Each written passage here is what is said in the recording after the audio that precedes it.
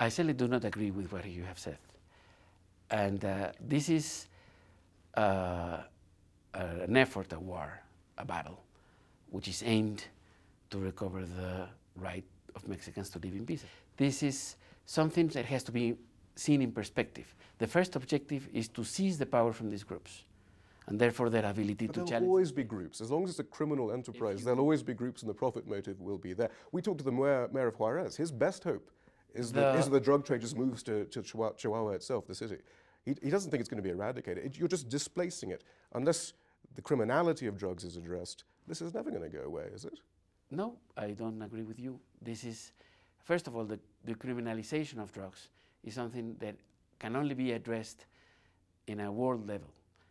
This is something that has a precondition even to address in order not to have just an academic discussion, which is this precondition simultaneity throughout the world. There is no way any country can deal with this. I personally do not agree with decriminalization because of the health impact of drugs. Obviously, in tandem with public health campaigns and public health infrastructure. Why we are doing this and what is the objective.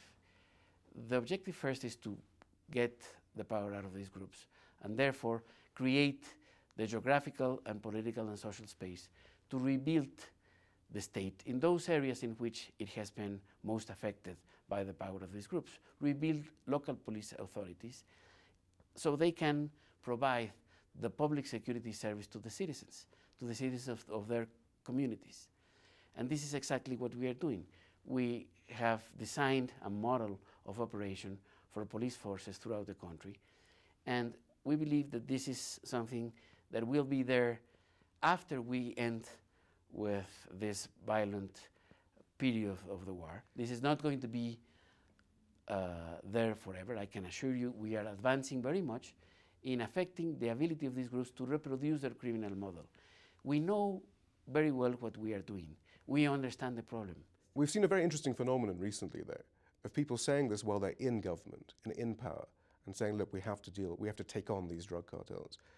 A few months after they're out of power, we'll get this statement. Former President Zedillo, former President Cardozo says, this doesn't work. We have to legalize it. Let's have an honest debate. Let's decriminalize at least. Let's look at alternative measures. I wonder, in a few years' time, if I'll come and interview you and you'll say, okay, look, let's face it, we know that these are just short-term measures. This is your personal opinion. It is not mine. It is not the Mexican government. You can never see yourself saying that, then? No. It is not what President Zedillo said, by the way. Well, the report. Because, well, if you read the report carefully, you will see that it is not supporting legalization. It's called decriminalization of marijuana, and certainly looking into decriminalization of marijuana, and certainly decriminalizing the addict. If you see, in most of countries throughout the world, consumption is not criminalized. It is not in Mexico today. What we are punishing as a crime is the distribution and the possession of the drugs, and of course the trade in micro level and wholesale. So this is a very complex issue, and of course marijuana is a complex issue as well. In the US, in many states, in fact, they are moving towards decriminalization.